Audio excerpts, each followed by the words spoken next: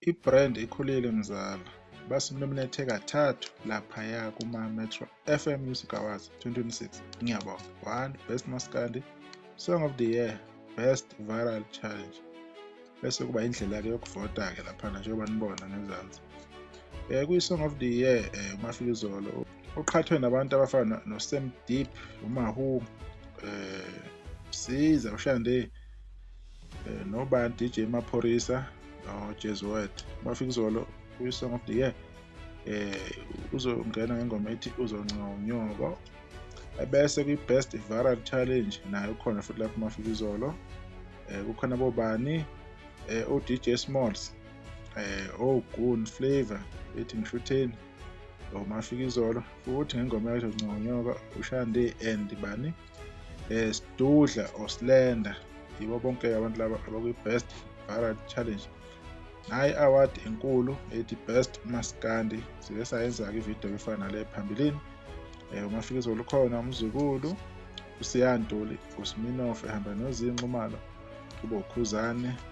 Kuney'ngoma-ke abangena ngazo kwi-Best Maskandi, angazi ngokuthatha i-album yonke or kuya ngengoma umuntu yena angene ngayo, but the Best Maskandi. uMafikizolo yena kune-EP, kodwa-ke akunankinga. Uzokhumbula ukuthi umsebenzi kaMafikizolo wambeka kuphi. Wakwazi ukuthi athole ingoma yonyaka lapho Khosini FM nge-1 zikaJanuwari i-Song of the Year. Ingoma yakhe ku-YouTube sina 32.7 million, iphinde laphana ku-Spotify ibe na 25.4 million wama-streams.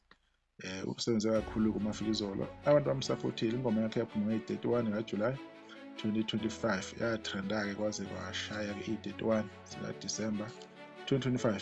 Abantu lokhu beyidlale njalo-ke emalokishini, ema-res nasemakhaya. Akukho lapho engadlali khona, ibidlala ngisho endaweni njengo-Metro FM. Uze wafika nako-DSTV lapha ku-Sport, wafika waphefoma.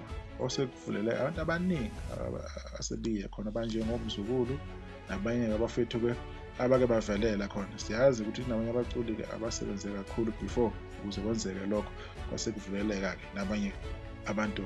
Bekuyilokho nje esifuna ukuthi sikuveze njengamanje. I-date-ke yama-awards angikho ukuthi sure uzoba nini, kodwa-ke sekuvelile ukuthi-ke uMaskandi usungene ngampela-ke njengoba nje usunominate-ke kangaka.